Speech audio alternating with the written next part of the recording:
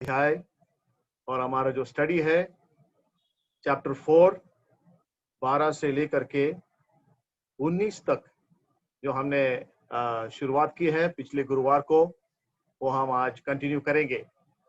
तो मैं विनती करता हूं कि इस जो भाग है पेत्रस की पहली पत्री और उसकी चौथा अध्याय और 12 से लेकर के 19 तक ये कोई पढ़ेगा तो अच्छा होगा।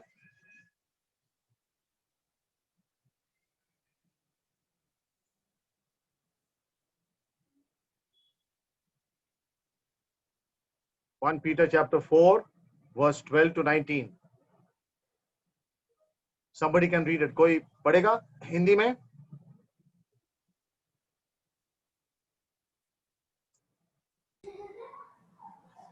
Yes uncle. या पहला पत्रस इसका चौथा अध्याय 12 से लेकर 19 तक। हे प्रियो, जो दुख रूपी अग्नि तुम्हारे परखने के लिए तुम में भड़की है, इससे यह समझकर अचंभा न करो कि कोई अनोखी बात तुम पर बीत रही है, पर जैसे जैसे मसीह के दुखों में सहभागी होते हो आनंद करो, जिससे उसकी महिमा के प्रकट होते समय भी तुम आनंदित और मगन हो। फिर यदि मसीह के नाम के लिए तुम्हारी निंदा की जाती है तो धन्य हो, क्योंकि महिमा का आत्मा जो परमेश्वर का आत्मा है तुम पर छाया करता है। तुम में से कोई व्यक्ति हत्यारा या चोर या कुकर्म होने या पराये काम में हाथ डालने के कारण दुख न पाए, पर यदि मसीह होने के कारण दुख पाए तो लज्जित न हो, पर इस बात के लिए परमेश्वर की महिमा करे, क्योंकि वह समय हाँ पहुंचा है कि पहले परमेश्वर के लोगों का न्याय किया जाए, और जबकि न्याय का आरंभ हम ही से होगा तो उनका क्या अंत होगा जो परमेश्वर के सुसमाचार को नहीं मानते। और यदि धर्मी व्यक्ति ही कठिनाई से उद्धार पाएगा तो भक्तहीन और पापी का क्या ठिकाना। इसलिए जो परमेश्वर की इच्छा के अनुसार दुख उठाते हैं वे भलाई करते हुए अपने अपने प्राण को विश्वास योग्य सृजनहार के हाथ में सौंप देते। परमेश्वर अपने पढ़े हुए वचन पर विपुलता से आशीष उंडेल दे। और मैं समझता हूं कि ये जो भाग है हमारे लिए हालात की इस समय बहुत ही महत्वपूर्ण ऐसा है, क्योंकि उन दिनों में जो यहूदी धर्म से बाहर निकले हुए विश्वासी भाई बहन जो सताव को सहन करते थे, हम सब ये जानते हैं कि संकट का समय हमारे जीवन में जल्दी आने वाला है, और मैं समझता हूं कि ऑलरेडी आ गया है। तो पेत्रस उनको ये लिखता है कि जैसे कि तुम कलीसिया की सदस्य हो करके परमेश्वर की सेवा करते हो, जो कि इस अध्याय में 7 से लेकर के 11 वचन तक पेत्रस ने बहुत ही स्पष्ट रूप से उनको उनकी जिम्मेदारियों के बारे में, परमेश्वर की सेवकाई के बारे में उसने बताया। लेकिन पेत्रस साथ ही साथ 12 से लेकर के 19 तक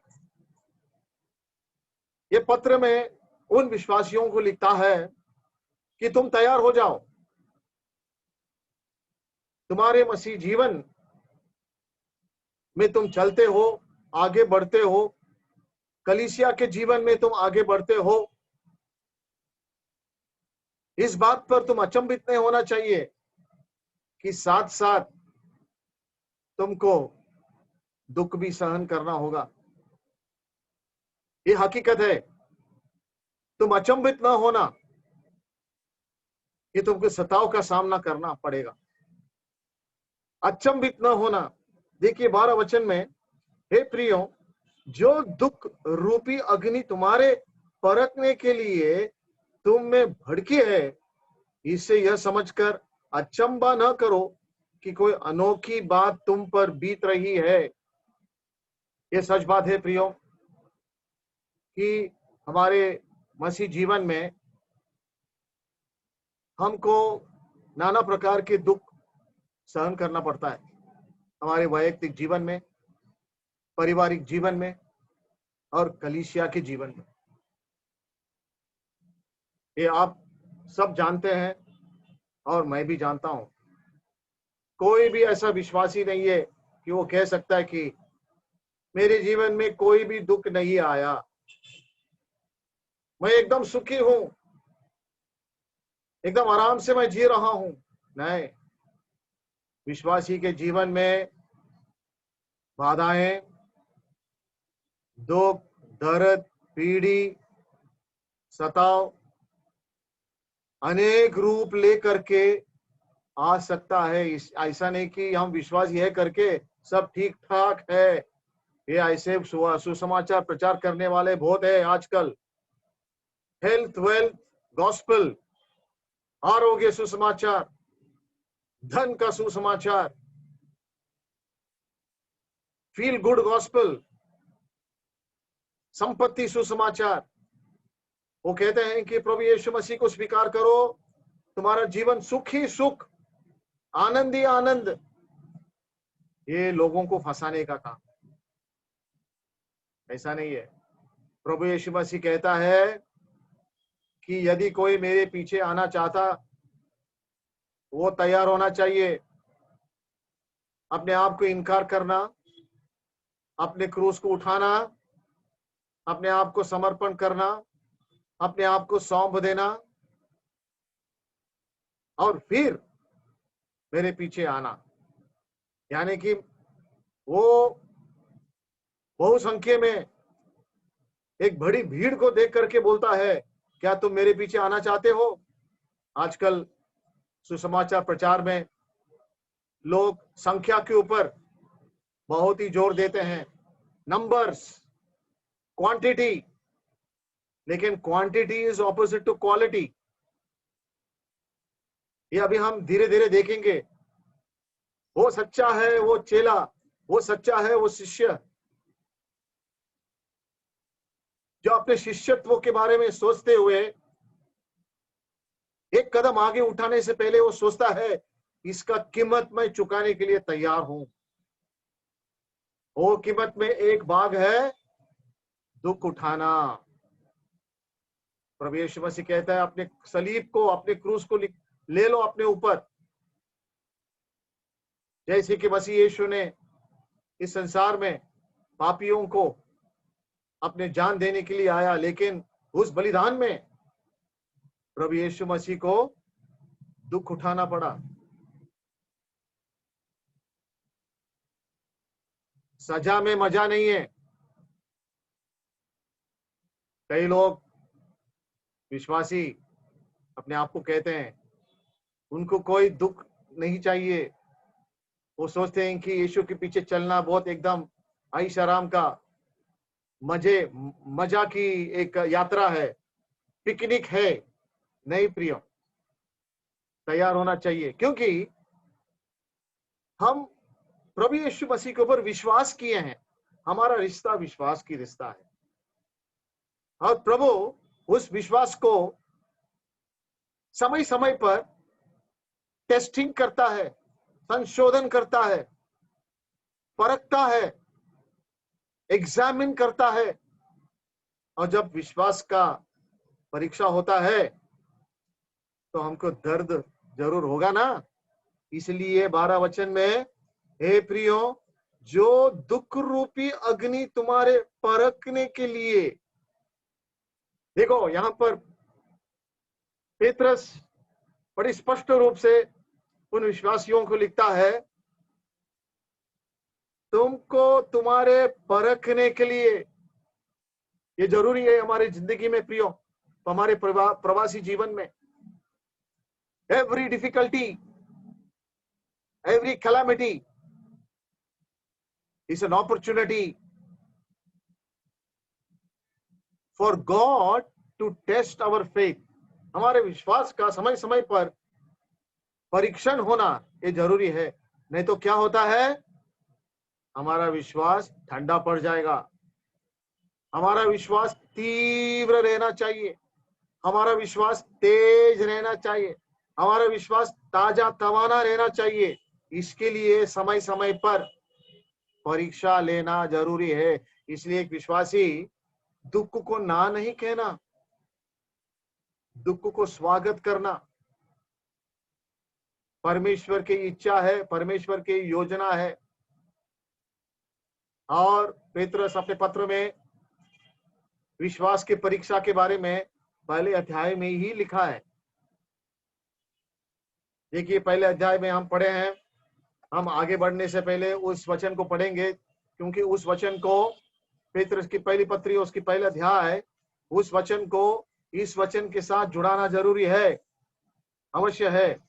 तो हमने पिछले बार भी देखे हैं पेत्रस की पहली पत्री, और उसकी पहले अध्याय में से हम पढ़ेंगे वचन 7 और 8। पढ़िए।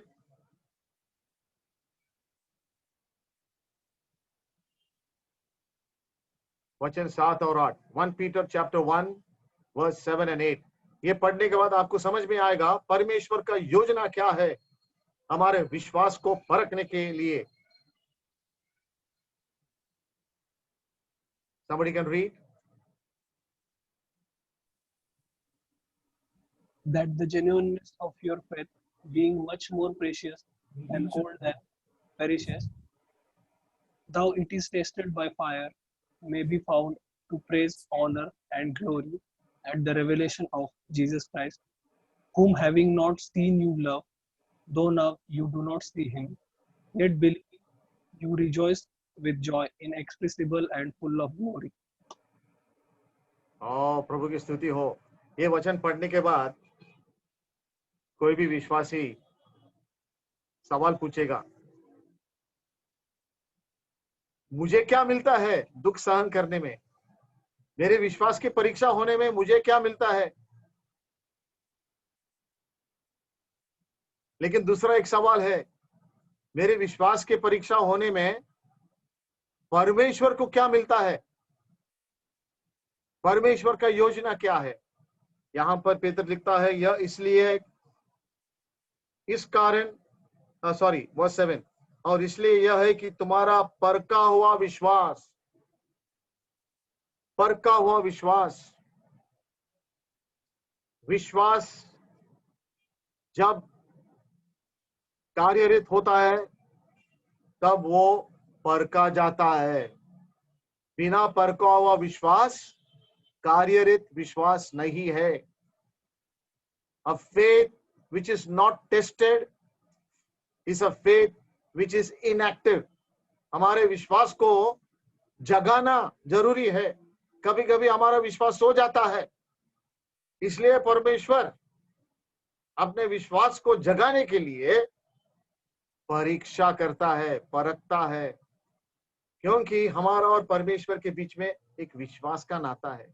जितना हमारा विश्वास ताजा तवाना और जितना हमारा विश्वास तीव्र रहेगा, तेज रहेगा, उतना हमारा विश्वास परमेश्वर को प्रसन्नता देगा, संतुष्ट करेगा।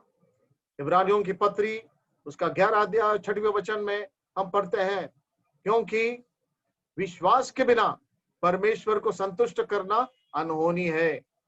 और जो परमेश्वर के पास आता है, जो परमेश्वर के अति निकट आना चाहता है, वो ये विश्वास करना जरूरी है कि परमेश्वर अस्तित्व है, वो है, परमो प्रधान है।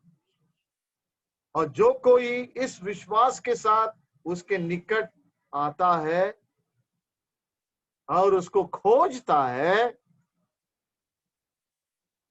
ये विश्वास करना चाहिए, परमेश्वर उसको क्या देता है, प्रतिफल देता है, प्रतिफल देता है। यहाँ पर परमेश्वर का उद्देश्य क्या है, परखा हुआ विश्वास जो आंख से ताए हुए नाशवंत सोने से भी कहीं अधिक बहुमूल्य है।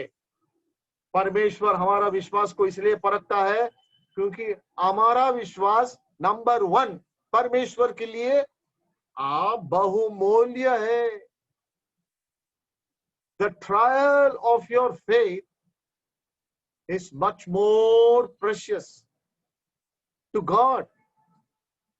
अगर हमारा विश्वास परमेश्वर के लिए बहुमूल्य है प्रियो, क्या अपने आप के लिए बहुमूल्य है क्या? कई लोग अपने विश्वास के बारे में सोचते नहीं है। देखिए यहाँ पर लिखता है अधिक बहुमूल्य, यीशु मसीह के प्रकट होने पर प्रशंसा ना केवल वो बहुमूल्य है, लेकिन यीशु मसीह के प्रकट होने पर, यानी कि यह विश्वास यीशु मसीह के प्रकट होने तक, ये विश्वास तत्पर रहना चाहिए। This precious faith should last, should abide till when? कब तक? यीशु मसीह के प्रकट होने तक। यही हमारा सफर है प्रियो, प्रकट होने तक उस पर प्रशंसा और महिमा और आदर का कारण ठहरे। इतना वैल्यू है तुम्हारा विश्वास परमेश्वर के लिए। प्रशंसा, महिमा और आदर का कारण ठहरे। परमेश्वर दूसरा कुछ चाहता नहीं प्रियो। हमारा प्रशंसा नहीं है, हमारा कला, हमारा गुण, हमारा ताकत या हमारी टैलेंट्स और स्किल, और हम कितना बड़े टैलेंटेड है, बड़े प्रीचर है, नहीं। प्रशंसा किस चीज का होना चाहिए? हमारे विश्वास। प्रशंसा, महिमा और आदर का कारण ठहरे। उससे तुम बिन देखे प्रेम रखते हो, और अब तो उस पर बिन देखे भी विश्वास करके ऐसे आनंदित और मगन होते हो जो वर्णन से बाहर और महिमा से भरा हुआ है। ये हमारा विश्वास की अंतिम पड़ाव है। ये जो है विश्वास की मंजिल, विश्वास की प्रशंसा, विश्वास की जो परीक्षा और विश्वास की जो मंजिल क्या होना चाहिए? तुम बिन देख के प्रेम रखते हो। किसको? हम प्रभु यीशु मसीह को बिन देख के विश्वास से हम प्रेम करते हैं। अब तो उस पर बिन देख के भी विश्वास करके ऐसे आनंदित। विश्वास जब परखा जाता है, उसमें से निकलता हुआ आनंद। विश्वास जब परखा जाता है, आनंद मिलता है क्या किसको? नहीं, दुख तो होता ही ना, लेकिन उस दुख में सुख है प्रियो। उस दुख में सुख है। क्यों? हम आनंदित होते हैं। और क्यों होते हैं? दुख दर्द आया करके आनंदित होते हैं? नहीं, नहीं। हम आनंदित, हमारे विश्वास के परखने में हम आनंदित इसलिए होते हैं प्रियो, क्योंकि हमारा विश्वास का संशोधन हो रहा है और हमारा विश्वास विस्तृत हो रहा है और हमारा विश्वास निर्मल हो रहा है। Our faith is being purified. Our faith is being refined. जब विश्वास का क्वालिटी बढ़ता है तो ऑटोमेटिकली विश्वासी का क्वालिटी बढ़ता है। The believer's quality will rise when the quality of his faith increases. मैं ज्यादा कुछ वर्णन नहीं कर सकता, लेकिन सिंपल लैंग्वेज में आपको बताता हूं। इसलिए कभी भी आपको अवसर मिला, any opportunity for the trial of your faith because of sufferings, जब आप दुख सहन करते हैं, दुख उठाते हैं, उस टाइम तुम्हारा परीक्षा होता है विश्वास का। तो तब ये सोचना है कि इसमें परमेश्वर की इच्छा है। क्या इच्छा है? हमारे विश्वास को वो निर्मल कर रहा है। He is refining our faith. Our faith should be refined, purified, शुद्धिकरण, और अधिक प्योर हो रहा है हमारा विश्वास। जब विश्वास के क्वालिटी बढ़ता है तो विश्वासी का क्वालिटी बढ़ता है. When your faith quality improves, your quality of your spiritual life will improve. हमारे आध्यात्मिक जीवन का जो क्वालिटी है वो हमारे विश्वास पर निर्भर है, हमारे स्टडी के ऊपर नहीं है. हम कितना ज्ञान हासिल किए हैं, कितना बाइबल स्टडी किए हैं, कितना प्रभु का सेवा किए हैं, कितना हम एक्टिव है. No no no, our quality of our spiritual life doesn't depend upon our activity. Our quality of our Christian life, spiritual life, depends upon only one factor, the quality of our faith. अगर quality of faith बढ़ना है प्रियो, तो उसका, बोलिए सब लोग, उसका टेस्टिंग होना जरूरी है. तो आप तैयार है अभी? ये जो चौथा अध्याय में the furnace where faith is tested, जहां पर हमारा विश्वास का संशोधन होता है, वो अग्नि कुंड के बारे में चौथा अध्याय और उसके 12 से लेकर 19 तक वर्णन किया गया है. उस कुंड से जाना जरूरी है. इसलिए मैंने पिछले बार समरी करके आपको मैंने 4 पॉइंट्स दिया था. डिवीजन ऑफ दिस पोर्शन, आइए फिर एक बार हम इस पोर्शन को डिवाइड करके उसमें से हमने पहले जो मुद्दा है, फर्स्ट पॉइंट को हमने शुरुआत किए हैं. लेकिन एक रिवीजन के लिए जिन्होंने पिछले बार स्टडी में उपस्थित नहीं थे, उनके लिए मैं वापस दोहराता हूं. नंबर 1, चैप्टर 4 वर्स 12, आप लिख लीजिएगा. मैं यहाँ पर थोड़ा सा पॉज करता हूँ. पिछले बार जो हमारे स्टडी में उपस्थित थे, ये कितने लोगों ने इन 4 पॉइंट्स को लिख के लिए आप बता सकते तो बहुत अच्छा होगा. हमने 4 मुद्दों को देखे थे, 12 से लेकर के 19. आज के स्टडी के लिए क्या लिया हमने? 1 Peter chapter 4 verse 12 to 19. Last week हमने 4 पॉइंट्स को डिवाइड किए थे verse by verse, subjects, topics. किसी को याद है? आप थोड़ा सा टाइटल अनाउंस करो सबके लिए. Expect suffering. Announce the reference and the title. Reference, title, verse title, ऐसा अनाउंस करो. Verse 12, expect suffering. Yes. Verse 13, 14. Slowly. Verse 12, यानी कि 12 वचन, expect suffering. ये वचन में आप स्टडी करो, वो सब्जेक्ट है, दुखों को तुम अपेक्षा करो, दुखों को एक्सपेक्ट करो, आएगा. ओके, ये सब फर्स्ट सब्जेक्ट है 12 वचन का. आगे पढ़ो brother. Verse 13, 14. Rejoice in suffering. Very good, excellent. 13 और 14 वचन में आप लिखो. Those who are not present, you write down this because these are important subjects. 13 and 14, verse number 13 and 14, rejoice in suffering. यानी कि क्या? पेत्रस थोड़ा सा और आगे कदम उठाता है और बोलता है कि दुख को तुम अपेक्षा करो, आएगा तो स्वागत करो, लेकिन आने के बाद रोने का नहीं, रोना धोना नहीं, वो दुख में तुम आनंदित रहो. रिजॉइस इन सफरिंग. दूसरा मुद्दा.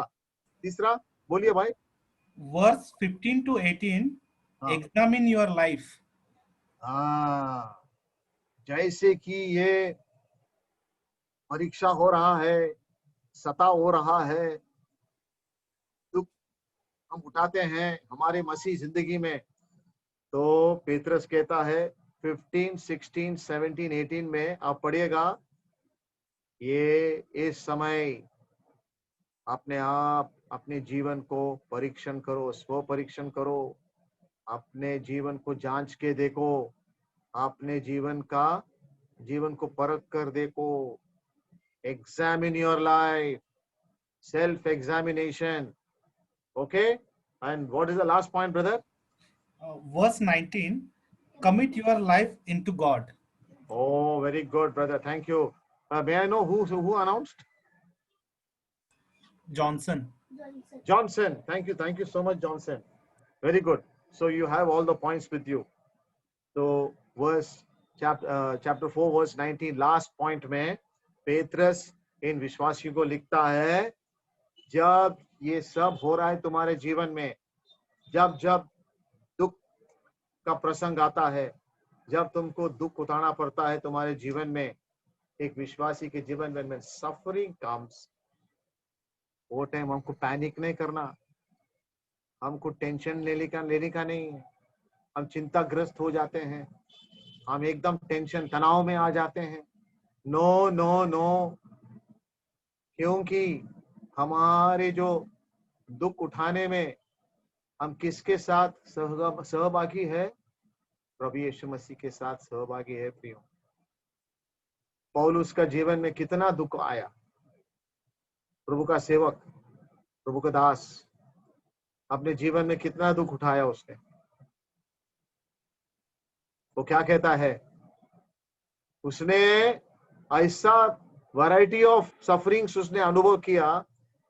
हम कभी कभी सोचते हैं कि भाई सिर्फ सुसमाचार प्रचार करने में वो दुख उठाया, उसको सताव सामना करना पड़ा रोमी सरकार से, यहूदी पुडारियों से या और यहूदी समाज से। नहीं, उसके पर्सनल लाइफ में भी उसकी जो हेल्थ प्रॉब्लम्स, उसकी जो फाइनेंशियल प्रॉब्लम्स, उसकी जो वो जहां पर सेक्युलर वर्क करता था, he was a working man, अपने काम अपने हाथों से काम करके उसने कमा के खाया उसने और दूसरों को खिलाया। उसके दैनिक जीवन में जहां रहता था, उसके हेल्थ में अनेक वैरायटी ऑफ प्रॉब्लम्स ही हैड टू फेस। ऐसा एक भी दिन प्रेरित पौल के जीवन में ऐसा गया नहीं कि जहां पे उसको दुख उठाना नहीं पड़ा। हर दिन उसको दुख उठाना पड़ा। कभी कभी मैं सोचता हूं, वो अपने बारे में साक्षी देता है प्रेरित Paul, I bear in my body the marks of Christ. वो अपने साक्षी में कहता है वो मसीह यीशु के लिए कितना उसने सहन किया। कभी वो ऐसा लगता है, अगर पौल अपने पहने हुए कपड़ा को खोलकर वो दिखाता था, उसके शरीर पर हम देखते थे कि शारीरिक रूप से उसको कितना दुख सहन पड़ा। उसके जो मार्क्स, क्या बोलते हैं हिंदी में, मार्क्स, चिन्ह हम देख सकते हैं, वो दिखाता था। कुछ लोगों के बदन में, कुछ लोगों के शरीर में प्रभु के लिए जो दुख सहन किए हैं, उनके बदन में, उनके शरीर में वो चिन्ह रह गया है। जैसे कि प्रभु यीशु मसीह के हाथ में तुम्हारा और मेरे लिए जब सलीब पर वो टांगा गया था, वो दुख उठाने का जो चिन्ह है उसके हाथ में, पैर में, बदन में अभी भी है। हमारे लिए क्या चिन्ह है? तो ये चार मुद्दों को हम देखते हैं 19 वचन में। Commit your life to God.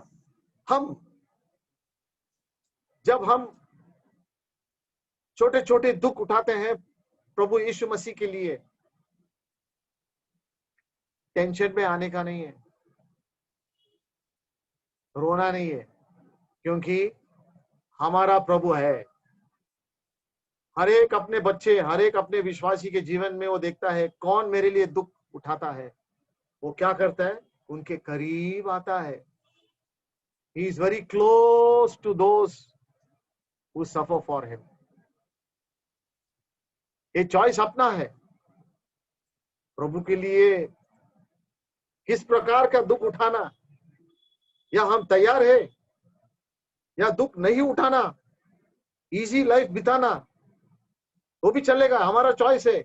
लेकिन मानिए, प्रभु जो उसके लिए, उसके साक्षी के लिए जो दुख उठाते हैं, उनके बहुत करीब आता है। आइए पहले मुद्दा को हमने शुरुआत किया है, उस मुद्दा को हम खत्म करेंगे। 12 वचन, जो दुख रूपी अग्नि तुम्हारे परखने के लिए तुम में भड़की है, इसे समझकर अचंभा न करो कि कोई अनोखी बात तुम पर बीत रही है। प्रियो, अचंभित हम हो जाते हैं। हम चाहते हैं कि हमारे मसीह जीवन में आशीष के बारिश आ जाए, सब कुछ अच्छा होना, blessings and blessings and blessings. ये सच है क्या नहीं? हाँ जरूर, परमेश्वर हमें आशीष बहुतायत से देता है, सुख देता है, प्रगति देता है, समृद्धि देता है।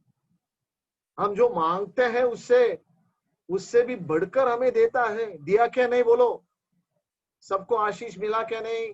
अपने अपने आशीष का वाटा परमेश्वर हमको सबको देता है प्रियो। लेकिन मैं आशीष लेने में इतना मेरा आदत हो गया है, इतना आदत हो गया है मेरे को, थोड़ा सा कुछ दुख बीच में आ गया, वो दुख थोड़ा सा रहेगा तो मुझे बहुत बड़ा दर्द होता है। हमको थोड़ा सा आदत बदलना जरूरी है। परमेश्वर जब हमको आशीष देता है हम आनंद होते हैं, लेकिन दुख की प्रसंग में हम किसको दोषी देते हैं? गाना तो है ना, सुख दुख के है बादल आएंगे जाएंगे। रोमियो की पत्री 8 और उसके 28 में पौलुस लिखता है, सब कुछ, आइए पढ़ेंगे रोमियो की पत्री 8 और उसके 28, Romans chapter 8 and verse 28। हम जानते हैं कि जो लोग परमेश्वर से प्रेम रखते हैं, हाँ, उनके लिए सब बातें मिलकर भलाई को उत्पन्न करती है। अर्थात उन्हीं के लिए जो उसकी इच्छा के अनुसार बुलाए हुए हैं। हाँ प्रियो, हम जो विश्वासी है उसकी इच्छा के अनुसार बुलाए गए हैं, और हमारे जीवन में जो कुछ होता है वो परमेश्वर की इच्छा के अनुसार होता है। और यहाँ पर प्रेरित पौल लिखता है कि परमेश्वर से जो प्रेम रखते हैं उनके लिए सब बातें मिलकर, यानी कि यहाँ पर परमेश्वर हमारे जीवन में सुख और दुख को प्रमाण से मिलाता है। अगर ये मिलता है, ये मिलावट में, ये जो प्रमाण में मिक्स है सुख और दुख, इसी में परमेश्वर का उद्देश्य और उसकी इच्छा हमारे जीवन में पूरा हो सकता है। प्रियो, हम देखते हैं कि पुराने नियम उन दिनों में हमने देखा कि काइन और एबल की कहानी को हमने देखा, तो हमने पढ़ा कि काइन ने आबेल को क्यों मारा? क्योंकि आबेल ने सच्चाई के लिए खड़ा रहा। अपने खुद के काम दुष्ट था, लेकिन उसके भाई आबेल का काम नीतिमान था, धार्मिक था। ये देखते हुए काइन जो अनीति का प्रतिनिधि है, वो नीति का विरुद्ध किया और उसको मार डाला। और इसलिए हम देखते हैं प्रियो, फरीसी लोग और यहूदी लोग भी, उनके जो नेता और धार्मिक लोग जमाने में प्रभु यीशु मसीह को क्रूस पर चढ़ाए और प्राचीन कलीसिया को वो सताव दिया। और प्रभु यीशु मसीह अपने चेलों को चेतावनी देता है, वो तुम्हें काउंसिल के सामने खड़ा कर देंगे और तुमको ताड़ना देंगे, मंदिर में ताड़ना देंगे। मत्ती 10 और 17। परमेश्वर के दास लोगों को यीशु मसीह कहता है परमेश्वर के घर में ही उनका सताव चालू होगा, और परमेश्वर शैतान के ऊपर युद्ध घोषित किया। उत्पत्ति 3:15 में जब मनुष्य का पतन हो गया, और तब से शैतान परमेश्वर के विरुद्ध कार्य कर रहा है। कैसा? उसके लोगों को सताने से। और परमेश्वर के लोग इस संसार में पराई और यात्रिक है। हम इस पराई जग में रहते हैं और शैतान इस जग में राज्य कर रहा है। यूहन्ना 14:30 और कुरिन्थियों की दूसरी पत्री 4:3 और 4। और जो कुछ परमेश्वर की महिमा देता है वो क्या करता है? हमारे दुश्मन उसमें नाराज हो जाता है, और हमारा दुश्मन शैतान जो कुछ परमेश्वर को महिमा देता है उस पर हमला करेगा। प्रियो, ये हमको याद करना जरूरी है। अभी समय समाप्त हुआ है मेरे ख्याल से, और अभी टाइम क्या हुआ? 8 बज गया। 8 बज गया। तो हम अभी यहाँ पर हम इस स्टडी को बंद करेंगे, और 8 बजे हुआ है। तो परमेश्वर की इच्छा हो तो नेक्स्ट गुरुवार, अगले गुरुवार को हम कंटिन्यू करेंगे, और जरूर, और हम आगे जा करके अनेक बातों को देखेंगे कि हमको दुख में आनंद कैसा मनाना है। ये एक रहस्य बात है। अगर हम विश्वासी होकर के इस बात को हम सीख लेंगे, दुख में कैसा आनंद मनाना, पवित्र शास्त्र हमको क्या सिखाता है, तो हम उस दुख में हमारा आनंद दुगना हो जाएगा, और उस दुख में हमारा विश्वास परिपूर्ण हो जाएगा, मजबूत हो जाएगा, एंड हम रिफाइंड बिलीवर्स बनेंगे। God has a process of perfecting his saints through suffering. उसके संतों को दुख के द्वारा परमेश्वर परिपूर्ण करता है। ये हमारे आगे का विषय है, ये याद रखना। God is perfecting his saints through sufferings. दुख के द्वारा परमेश्वर उसके संतों को क्या करता है? परिपूर्ण करता है, निर्मल करता है। इसलिए दुख सहन सच्चाई के लिए, नीतिमत्वता के लिए, मसीह यीशु के साक्षी के लिए दुख सहन करना हमारे नुकसान नहीं, हमारे इसमें भलाई है, हमारे इसमें आशीष है, और हमारे इसमें आनंद है, और इसके द्वारा प्रभु यीशु मसीह की महिमा होती है। परमेश्वर दिए हुए वचन पर आशीष दे, और आप सब पर विपुलता से परमेश्वर आशीष दे। Thank you very much, Bopudi Assembly. Thank you very much for all the believers who have heard the word today, and thank you very much, Anok. May the Lord bless you all richly. जय मसीह। प्रभु की